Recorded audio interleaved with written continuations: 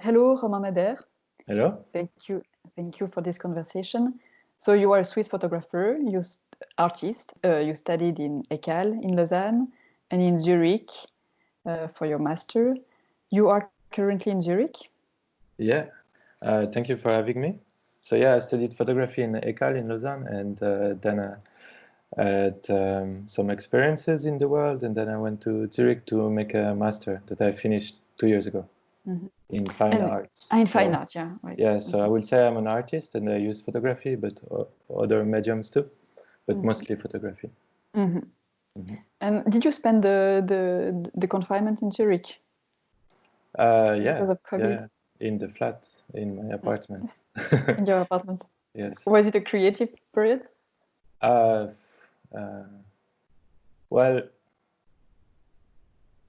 creative maybe later, I don't know. But during this time, I had really a lot of trouble to make something, and I don't know. I felt really oppressed by the news and everything what was happening, and kind of tried to go away from this. But I don't know, when you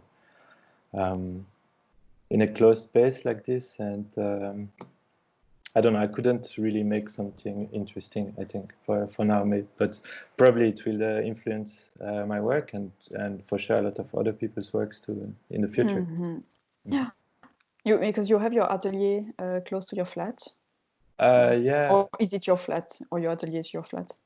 No, I try not to bring the computer to the atelier too much, so otherwise I just do office work all the time. So sometimes I work at home on the computer, and then I go to the atelier that I share with other people. And it's not so far, but at the beginning I don't know, I just thought I can also stay home for a while, and then I realized that it's probably safe to go there since there is not so many people, and I don't know. But everybody had his own opinion, and I felt it was really a strange period, because you see that of course everybody has an opinion, but it got really shared a lot on social media, and then you don't really know what to think for yourself. So at the beginning I just stayed home and tried to make some drawings, like try to write ideas and keep up a diary and things like this, but I didn't really make a new body of work during this time. Yeah, but that's true that there was many views on the confinement and a kind of pressure when people were asking, do you succeed in your confinement? Are you doing something of it? Or Yeah, I think there is a lot of different situations. Like my partner is can work from home on the computer with Zoom, and we shared this small place, which is it's okay to live, but when you have to stay all the time in the same room, you kind of go crazy, because there is all the time, like, I don't know, 20-30 people in the room with you with Zoom or Skype or whatever, you know.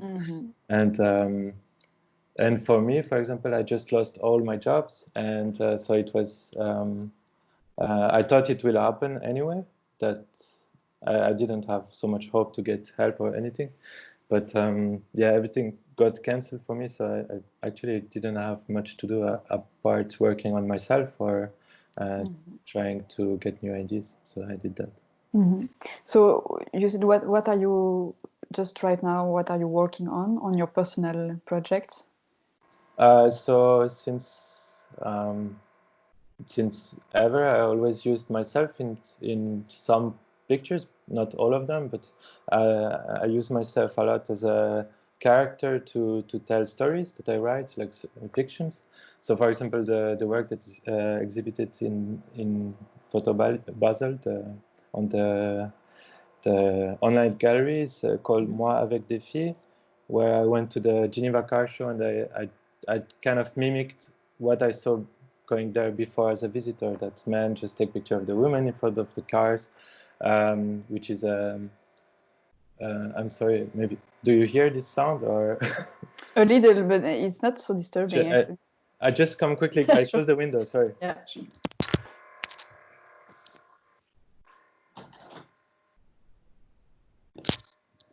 Yeah, they're building around, so it's just shaking the house. Sorry. So yeah, I was saying that I used myself as a character in the works.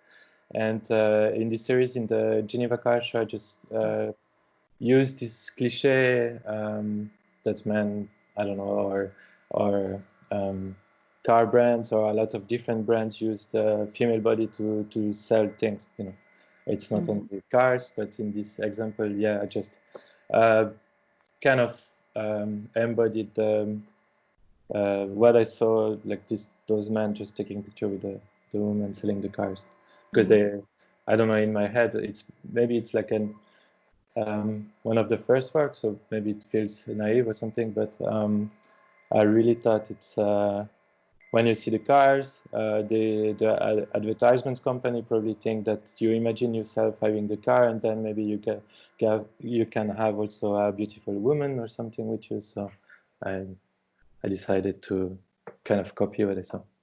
It was the first time that you were performing before the camera, including yourself.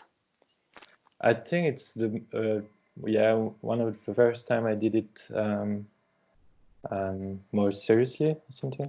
I don't know. It's I was just starting in the ECAR in Lausanne, and I decided to use myself as I thought it's also useful or convenient more. Yeah, not useful, convenient, because I can't actually manage everything. I don't need to direct people, so I could just do it. So I tried some other works before, and then I saw maybe this kind of souvenir looking pictures, you know, like to prove that you have been there or something. It was an interesting way of using photography. So I started to use this in other projects too after. But they are never self-portraits. Actually, you always play a character. You include yourself as a neutral character. Yeah, so I think they're always based on something I saw or I experienced, or just, I don't know, I just like to travel and open my eyes and look at the environment and what people do around me, and then I will write something about this and some kind of script for a movie, for example, and then take pictures of what I need to fit with this story. So some part of it is with myself, and some other parts are just maybe landscapes or architecture or other people. But I portrait. And when do you see it as a performance when you include yourself in front of the camera? Yeah, maybe it's like a trace of a performance, but it's not really. I don't know. I wouldn't say it like that. It's like a performance art piece, because I don't do it live with an audience. I just do it for the camera, and